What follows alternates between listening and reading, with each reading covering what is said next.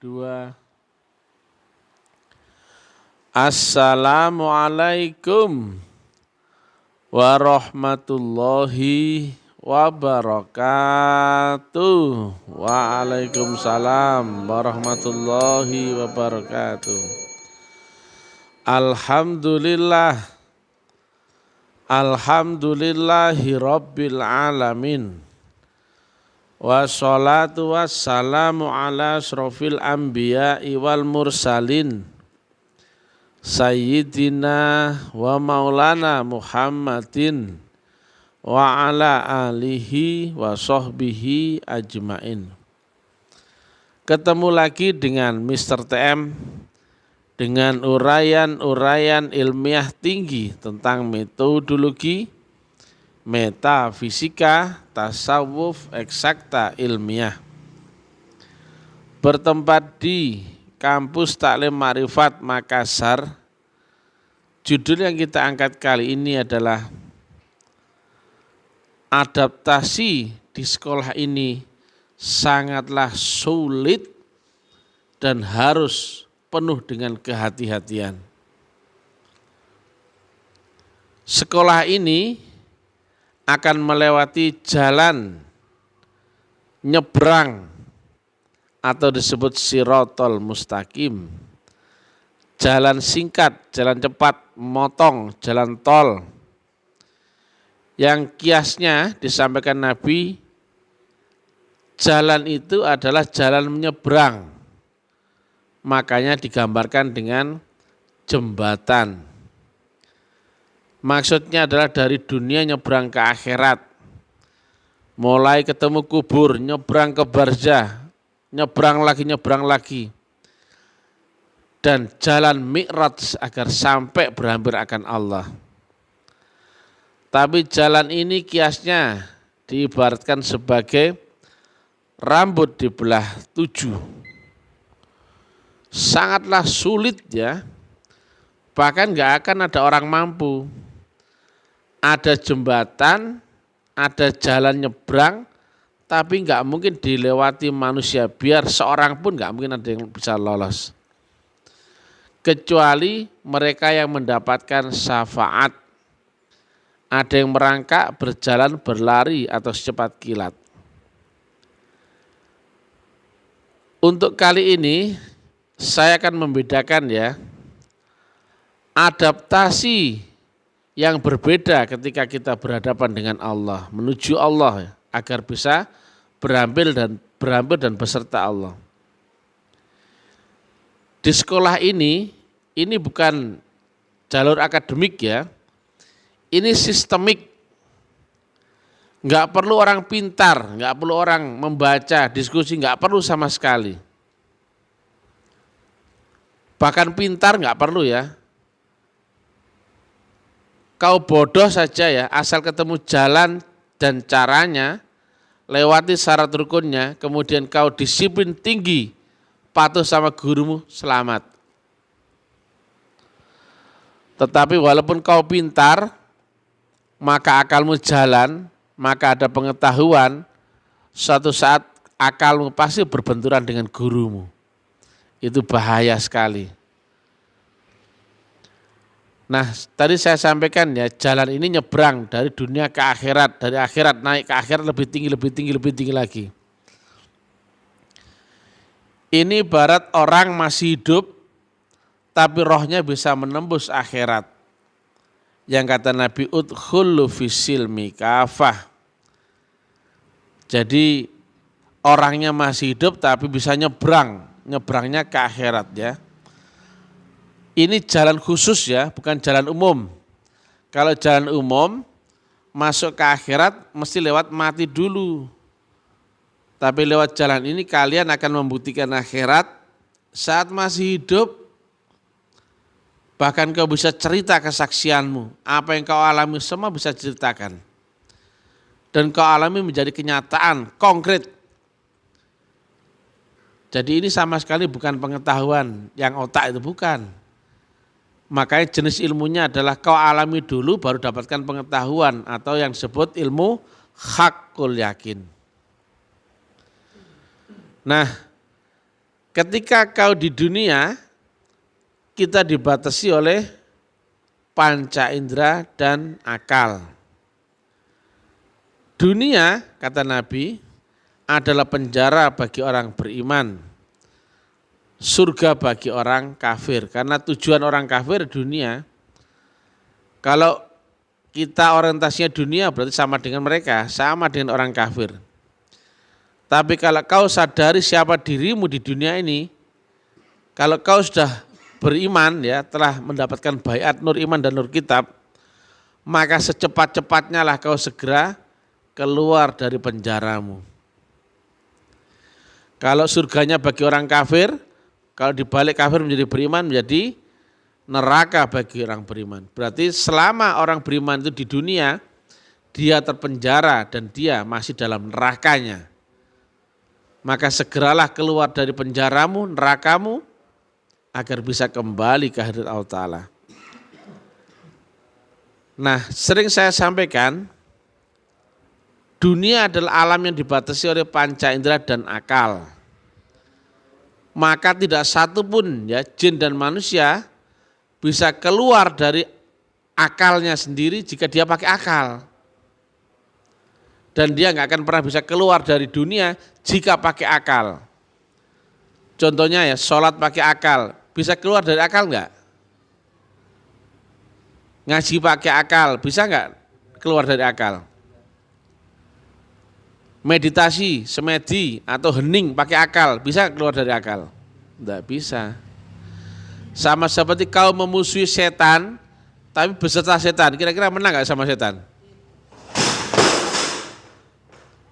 Jadi inilah yang kita kalau nggak tahu, maka kita tidak bisa adaptasi bagaimana caranya agar kita keluar dari penjara akal dan panca inderamu. Batas dunia bukan di langit biru ya. Walaupun kita naik pesawat paling lama sekalipun ya, cari ujungnya dunia nggak akan pernah ketemu. Tapi begitu kita tertidur, ternyata hilang semua dunia kita. Berarti adanya dunia karena adanya akal dan panca inderamu. Begitu hilang akal dan panca indera, hilang semua dunia, termasuk utang-utang kita hilang loh ya. Nah, dari dunia yang awalnya kita terpenjara, harusnya kita keluar dari penjara. Dan ini keluar dari penjara adalah dengan roh kita ya. Akal kita nggak mungkin bisa keluar dari dunia. Akal kita harus kita nolkan, termasuk juga panca indera. Artinya kita mati tetapi dalam keadaan hidup. Demikian juga kita pernah dimatikan di dalam hidup atau mati hakikat atau mutu qabla anta mutu. Nah, prakteknya agar kita terbebas dari dunia, kita hilangkan faktor positif negatif, baik buruk benar salah. Artinya kutub kanan dan kutub kiri, semua kita hilangkan. Baik, bahaya ya, buruk juga bahaya, harusnya nol. Dan kita jangan berpikir pamrih ya, berhitung baik buruk benar salah hal haram positif negatif, hilangkan itu semua. Adaptasi berhubungan dengan manusia atau dengan apapun yang relatif, dengan adaptasi berhubungan dengan Allah itu berbeda sekali. Makanya silakan cari di Quran kalau ada Allah itu benar, nggak ada. Allah itu baik, nggak ada. Allah itu kuasa, nggak ada. Dicari di Quran yang ujung ke ujung nggak pernah ada itu. Tapi Allah maha benar, maha kuasa. Betul nggak Pak Medi? Nah, ada mahanya ini yang berbeda. Ketika kau berambil dengan apapun yang relatif, kau boleh pakai otak, pakai akal. Tapi ketika kau menuju beserta Allah, berkekalan dengan Allah, jangan pernah pakai akalmu, pakai otakmu, pakai panca inderamu. Jangan. Karena rumusnya nggak akan ketemu. Makanya Di praktek kaifiat, matikan seluruh panca inderamu dan geser, pusatkan di hati sanubari. Betul ya? Mulai pandangan mata, semuanya. Panca inderamu digeser ke hati sanubari. Berarti kau sudah enggak memakai otak, enggak memakai akal, dan enggak memakai panca indera lagi. Nah, karena yang keluar dari dunia ibarat kita di dalam tempurung ini ya. Tempurung kita ini adalah panca indera dan akal. Panca indera berarti kau masih dalam fisika. Di luarnya panca indera tapi masih tergambar akal, itu sudah metafisika akal. Nah, selama kita pakai akal, enggak mungkin bisa keluar dari tempurung ini. Tetapi jika kita terbebas dari panca indera dan akal, baru roh kita bisa nyebrang. Makanya kata Nabi, Siratal Mustaqim itu artinya adalah jalan lurus, tapi kiasnya berupa jembatan agar kita bisa nyebrang. Nah, ibarat ini ya, tempurungnya ini terbuka. Ketika apa? Panca inderamu nol dan akalmu nol, baru kolbumu, rohmu yang bisa ketarik naik. Karena apa? Telah terbebas dari penjara. Adanya baik buruk benar salah hal haram karena akal. Tapi kalau di alam gelombang hanya ada satu tok hukumnya. Jika tidak beserta Tuhan pasti beserta setan. Ada nggak baik buruk? Nggak ada. Benar salah? Nggak ada. Jelas ya? Kalau bukan Allah pasti setan, betul nggak? Kata Nabi begitu ya, betul ya? Nah, adaptasi beserta Allah itu, dia bukan kuasa benar baik ataupun penyayang ya. Dia maha benar, maha baik, maha kuasa, maha pengasih dan penyayang. Maka tekniknya jangan pakai otak, akalmu, panca inderamu sedikit pun. Begitu ada kau, Tuhanmu enggak ada. Kau pasti akan terbakar oleh akalmu tuh, enggak bisa lanjut. Kau bisa pamrih, berkhayal, berhitung, harap, keinginan, takut, benci, cinta, muncul semua itu. Makanya kata Nabi, kalau kau mau lihat ahli surga di dunia, tengoklah anak kecil yang baru lahir. Tahu apa dia? Anak kecil yang baru lahir, akalnya ada enggak? Enggak ada, nol. Kolbunya masih full. Tetapi berjalannya waktu, akalnya menguat, terisi pengetahuan, kolbunya yang nol karena tertutup hijab. Nah, seperti itulah gambaran kalau kita berhampir akan Allah. Tahu apa kau? Enggak tahu apa-apa, betul enggak? Karena apa? Sama sekali enggak ada pengetahuan kan? Ilmu ada enggak? Enggak ada. Tetapi kau nol, menggandeng yang maha, maka mahanya itu sifatnya akan mengalir kepada dirimu. Kau enggak kaya, tapi beserta yang maha kaya, maka kayanya kemahaan dia mengalir dalam dirimu. Kau enggak lagi dilihat orang miskin, kau dilihat orang kaya. Walaupun kau goblok misalkan, tapi beserta yang maha pintar, pintarnya itu ikut ngalir kepada dirimu. Karena apa? Kau dipintarkan. Inilah bedanya ya. Ini jenis ilmu yang berbeda ya. Kau hanya nol saja, tapi nolmu sambungkan ke gelombang mutlak. Enggak perlu pintar.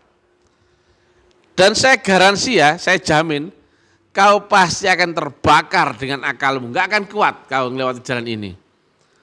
Kau akan tersinggung, marah, merasa terdolimi, merasa terfitnah, merasa tertekan, merasa ini dan itu, terhasut oleh pikiranmu sendiri.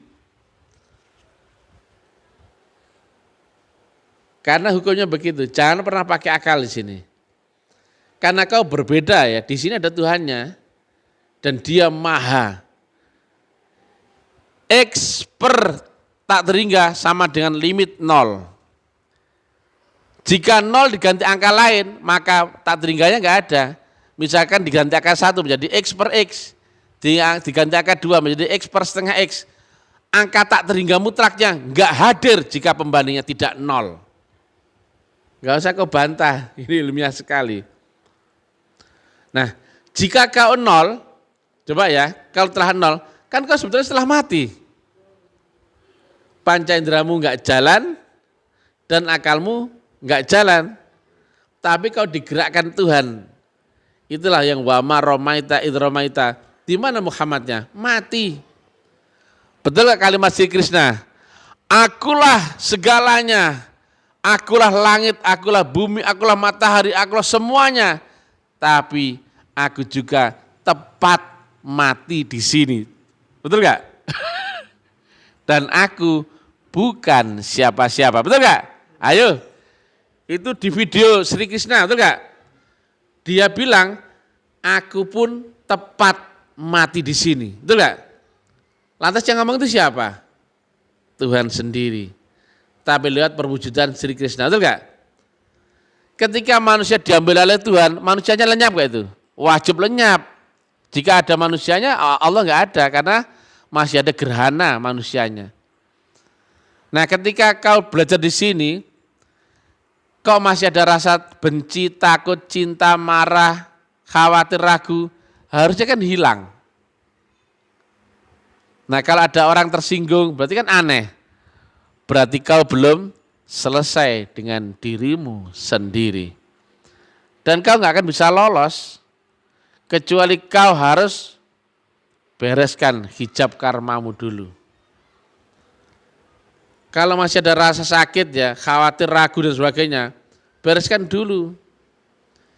Karena prinsipnya jika kau telah mati di dalam hidup ya, kau hidup tapi panca inderamu nggak jalan, akalmu nggak jalan, rasa itu sudah hilang, betul nggak? Adanya baik buruk karena apa? Akal, betul nggak? Positif negatif karena apa? Akal. Jadi hati-hati, khususnya kepada yang tua-tua, hati-hati ya. Harusnya makin tua di sini kau makin merendah ya. Rasulullah Muhammad sebagai contoh panutan, beliau menyebut dirinya pesuruh. Betul ya? Ayahanda guru menyebut dirinya adalah budak ketuhanan. Boleh abdi, boleh. Pembantu, boleh. Jongos, boleh. Gak ada apa-apa. Bukan karena hebat, sama sekali gak merasa hebat, sama sekali. Ya emang harus begitu, mau bilang apa? Sederhana tak? Gak perlu hebat, gak perlu diakui orang, gak perlu. Saya dakwah itu kan karena main-main saja, pura-pura jadi orang sombong, pura-pura jadi orang hebat, itu pura-pura aja itu. Saya hari-hari, mohon maaf ya, sengaja pakai celana pendek, pakai apa biasa. Saya kencing pinggir jalan gak masalah, mohon maaf ya. Asli. Gak ada beban saya harus dilihat orang jadi orang baik, gak perlu. Paling aman adalah orang itu ketemu kamu tuh gak kenal kamu, itu enak itu. Jadi gak perlu ada pujian, gak perlu ada benci, gak perlu. Merdeka sudah. Coba kalau kita ya di dunia, kemudian kita terjebak di dalam sistem di mana kita harus dihormati orang, kan sulit kita. Ngomong pun gak bisa bebas, betul gak? Harus ngomong yang sopan aja. Kalau saya bebas. Oh picek matamu asu, jelas bebas. Dilihat orang baik, silakan. Bodoh amat. Enggak baik, bodoh amat. Kami juga enggak nyari murid. Semua orang yang saya rasa enggak pas, saya blokir saja. Jadi saya merdeka ya. Kalau enggak merdeka, ibarat burung. Kalau enggak keluar dari sangkar, mana bisa terbang ke langit? Itulah gambaran roh. Rohmu itu terpenjara oleh jasmanimu. Lah jasmanimu itu memakai gelombang kesadaran namanya akal dan panca indera. Akal itu alat membaca gelombang dan panca indera adalah alat membaca virtual. Nah kalau enggak ada akal, sudah enggak ada baik buruk. Ketika kau tidur saja, ada nggak anak istrimu? Baik buruk, benar salah. Namamu siapa sudah nggak tahu, betul nggak? Ya nggak? Nah, sama persis ya dengan yang disampaikan Nabi ya. Kalau kau mau lihat ahli surga di dunia, tengoklah anak kecil yang baru lahir. Tahu apa dia? Nggak tahu apa-apa. Nah, kalaupun dia diberi pengetahuan, itu karena Tuhannya. Kenapa? Dia nempel sama Tuhannya. Jadi ahli ma'rifat begitu ya. Dia mati itu. Nggak ada dia itu. Nah, makanya kata Nabi, jihad paling besar adalah jihad melawan dirimu sendiri atau nafsumu. Jadi bebaskan dirimu dari pikiran kotor ya, merasa hebat, merasa tua, merasa senior, merasa semua ini karena aku yang duluan, akulah yang ini, akulah yang itu. Jangan. Sampai ya, semisal kau tua di sekolah ini ya, ada orang baru, ini kiasnya ya, bikin dia sampai nggak kenal siapa dirimu. Enak itu. Jadi nggak perlu orang mengagumi kamu, nggak perlu orang ngomongin kamu, nggak perlu. Kamu ibarat nggak ada itu aja. Enak, nggak beban, nggak perlu dihormati orang. Enak itu.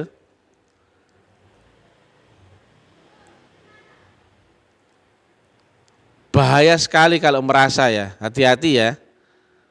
Tutur-tutur, ngomongi orang, saya paling benci. Merasa benar, ngatur-ngatur orang, makanya di sekolah ini haram mempermurid murid gurunya. Mengatur-ngatur murid gurunya itu haram. Itu aturan yang sangat ditekankan oleh ayahanda guru. Ayahanda guru tahu itu marah sekali dan saya lihat sendiri. Waktu dulu saya di Kedanyang, ayah sampaikan itu, marah sekali beliau. Lihat ada orang memarahi adik-adiknya, itu dilihat sama ayahanda guru, marah beliau. Karena nggak ada hak untuk memarahi saudaranya, ngatur-ngatur saudaranya, apalagi ngaku-ngaku jadi guru, wah keliru. Saya bukan mursyid, bukan, dari awal saya nggak pernah bilang mursyid. Saya cuma guru jasmani yang menerang secara ilmiah, secara jasmaniah. Saya hanyalah murid saja. Saya biasa aja, tadi dari Makassar ya biasa. Baju-baju saya cakar, rombeng, tahu nggak rombeng, bekas. Barang-barang saya barang bekas, nggak pernah beli barang baru. Pak Medi, ya mampunya gitu mau apa?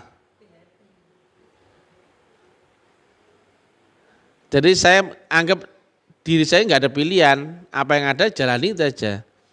Nggak noleh ke belakang, nggak juga berkhayal akan masa depan, masa yang akan datang, nggak. Hari ini jalani saja, sudah gitu. Semakin panjang angan-anganmu, maka semakin panjang pula keinginanmu. Semakin banyak keinginanmu, semakin sakit karena kau dikejar oleh keinginanmu itu. Udah biasa aja. Pak Kora ini di sini dikenal orang bodoh.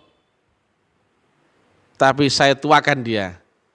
Karena sudah sah kalau dia jadi orang bodoh.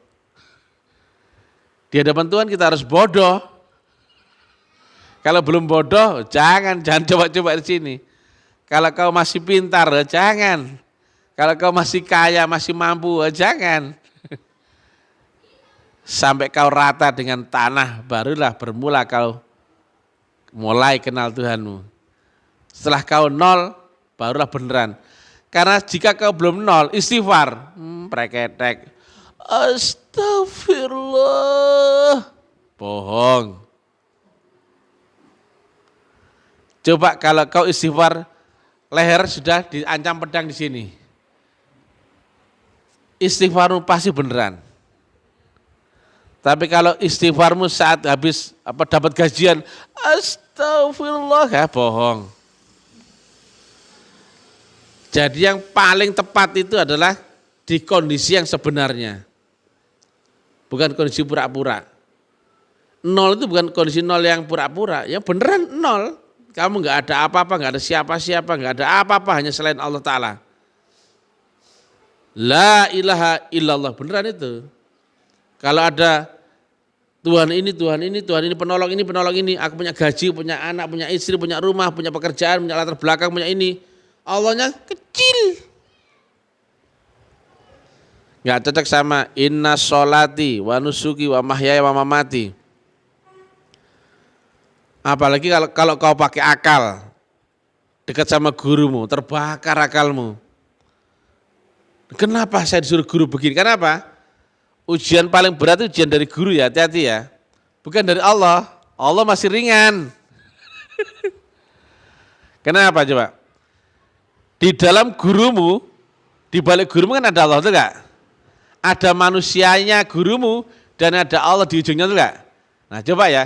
Ketika kau diperintah gurumu ke kanan, tetapi kau tahu bahwa Allah memerintahmu ke kiri, kira-kira bagaimana kira-kira? Ayo. Nah, ini kan? Allah dan guru bisa jadi berbeda loh ya. Hati-hati, karena itu ujian paling berat. Ayo. Ketika gurumu yang zahir nyuruh kau ke kanan, padahal Allah yang di dalam batinmu sebenarnya nyuruh kau ke kiri. Bagaimana responmu coba? Kalau Allah jelas lewat gelombang, tetapi ketika ada gurumu bagaimana menyikapinya? Derita minta ampun itu, sangat sakit. Dan begitu kau berpaling akan gurumu, dua-duanya hilang. Padahal itu salah. Itulah kaji sebagaimana kaji Nabi Ibrahim atau Nabi Khidir kepada Musa. Dipikir kayak otak manapun tetap salah, betul enggak? Tapi itu perintahnya, coba. Makanya biar kau tahu cemerlang, jangan pakai akalmu, lolos kamu. Itu pelajaran yang saya alami sendiri ya. Jadi alam ini kan kias dan di balik alam ini ada alamat. Alam ini kias, ada yang sesungguhnya di balik alam ini. Ada alamat yang terang di balik yang fata morgana ini. Dan dia makin halus ya, makin halus. Bahasanya makin halus juga, bukan bahasa kasar seperti apa terlihat mata begitu. Hitam, putih, ini enggak. Makin halus, makin samar.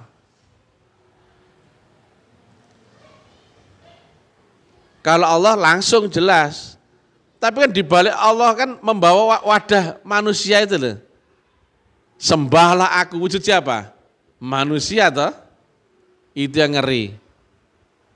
Aduh. Ini yang enggak mungkin manusia mampu kecuali dikuatkan itu. Mbok, deritanya minta ampun itu. Enggak ada masa depan loh ini. Enggak ada jaminan apapun kecuali gurumu itu tok. Mbok. Makanya jangan mimpi surga, pahala, preketek semua itu. Pegang saja yang punya surga, sudah. Gak usah kau cari surganya, sudah. Makanya adaptasi di sini berbeda dengan di tempat lain ya. Kau harus nolkan dirimu. Jangan ada merasa. Ngomong itu loh ya. Coba ya. Ini contoh ya. Kau ditanya orang, ini apa mister? Kau sudah tahu ini lonceng, betul enggak? Tapi dia yang di dalam nyuruh bilang itu rokok loh, coba loh. Bisa kan? Akalmu ini tahu ini bel, tapi di dalam dirimu disuruh ngomong rokok. Kau pilih yang mana coba? Itulah sulitnya. Dan ketika kau jawab rokok, kau akan dihujat orang. Kau akan dimusuhi orang. Tapi itulah jalannya. Kenapa Nabi Isa, mohon maaf ya, memilih tidak menikah? Kenapa? Coba ya, Nabi Muhammad menikahi anak sahabatnya yang masih umur berapa tahun itu, yang seumuran dengan cucunya, coba lo. Coba lo. Dipikir pakai otak, nggak mampu. Dan itu terjadi. Alam pasti akan mengolok-olok menghinakanmu. Weh Muhammad pedofili gitu. Selera arek cilik, tukang kawin, nafsu gede, betul gak lho? Diolok orang banyak.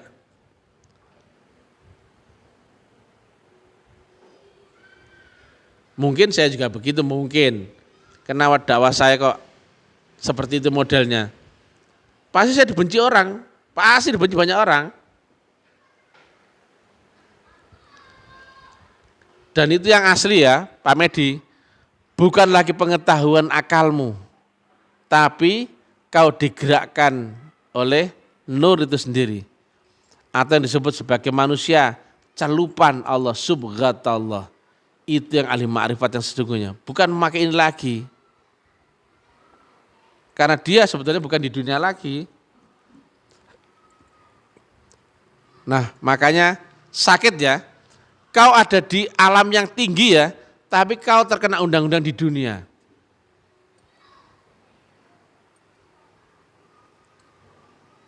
Maka istri saya sering saya marah-marah. Aku itu duduk bojomu. Nah, ketika ada satu waktu khusus ya, jangan pernah ngatur-ngatur aku.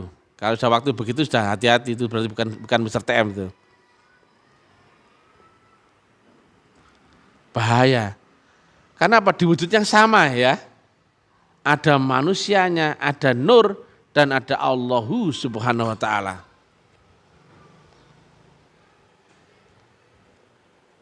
Yang intinya adalah bebaskan diri dari iri, dengki, prasangka, hasut, adu domba, merasa.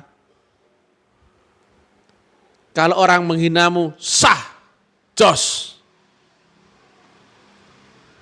Jos Pak Kora, top. Kalau orang menghinamu, mencaci makimu dan kau diam, tersenyum, jos. Gak perlu kita pintar, gak perlu. Saya sengaja, kadoan pendek, guyon memel mbek wong, belas gak ono kita alime belas. Karena saya gak seneng, dilihat alim gak seneng.